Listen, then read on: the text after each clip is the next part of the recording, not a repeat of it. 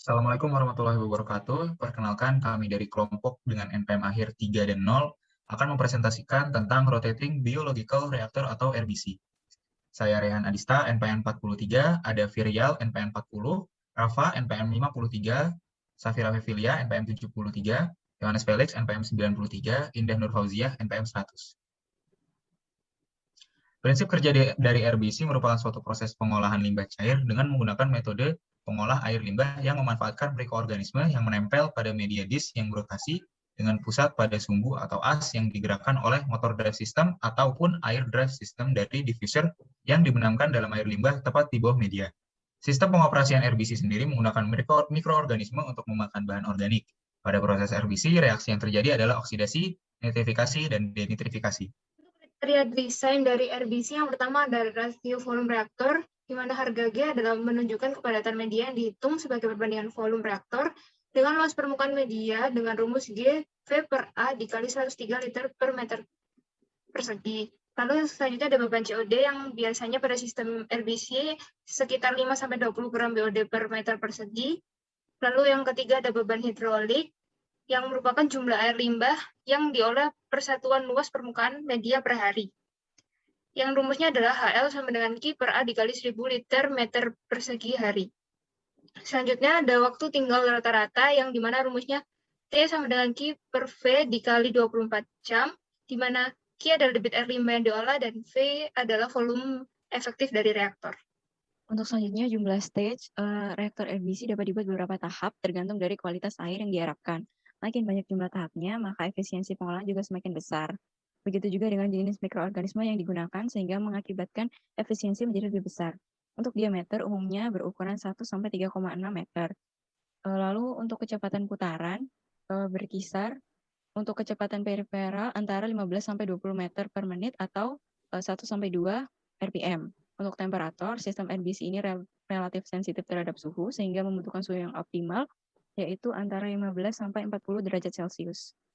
Kemudian untuk masalah yang sering terjadi di dalam proses RBC itu ada dua. Yang pertama, terjadi suasana anaerob dan gas H2S di dalam reaktor RBC, di mana indikasi yang dapat dilihat dari luar adalah ketebalan lapisan mikroorganisme di bagian inlet dan outlet sama-sama tebal, dan lapisan mikroorganisme tersebut melekat pada permukaan media dan berwarna hitam. Gangguan tersebut disebabkan karena beban hidrolik atau beban organik melebihi kapasitas desain. Kemudian yang kedua adalah kualitas air hasil olahan kurang baik dan lapisan mikroorganisme cepat terkelupas. Indikasi yang dapat dilihat dari masalah tersebut adalah yakni biofilm terkelupas dari permukaan media dalam jumlah yang besar dan pertumbuhan biofilm yang melekat pada permukaan media tidak normal. Lalu gangguan tersebut disebabkan karena terjadinya fluktuasi beban BOD yang sangat besar, yaitu terjadi perubahan pH air limbah yang tajam serta perubahan sifat atau karakteristik limbah. Yang ketiga, terjadi kelainan pada pertumbuhan biofilm dan timbul gas H2S dalam jumlah yang besar. Indikasi yang terlihat adalah timbulnya lapisan biofilm pada permukaan media yang berbentuk seperti gelatin berwarna putih agak bening transparan. Jumlah oksigen terlarut lebih kecil 0,1 mg sebab gangguan antara lain terjadi perubahan beban hidrolik atau beban BOD yang besar. Mikroorganisme sulit mengonsumsi oksigen. Air limbah mengandung senyawa reduktor dalam jumlah yang besar. Keseimbangan nutrien kurang baik. Keempat, terdapat banyak gumpalan warna merah yang melayang-layang di dalam reaktor RBC. Indikasi yang nampak adalah terjadi cacing air, cacing bebang secara tidak normal, dan lapisan biofilm yang tumbuh pada permukaan media sangat tipis. Gangguan tersebut disebabkan karena beban hidrolik atau beban organik BOD sangat kecil dibandingkan dengan kapasitas desainnya. Selanjutnya untuk kelebihan dan kekurangan dari RBC, yang pertama adalah kelebihan dari RBC yang dimana pengoperasian alat serta perawatannya mudah untuk kapasitas kecil atau paket dibandingkan dengan proses memperaktif konsumsi energi lebih rendah. Dapat dipasang beberapa tahap atau multistage sehingga tahan terhadap fluktuasi beban pengolahan. Reaksi nitrifikasi lebih mudah terjadi sehingga efisiensi penghilangan amonia lebih besar. Tidak terjadi bulking atau buih atau foam seperti pada proses lumpur aktif.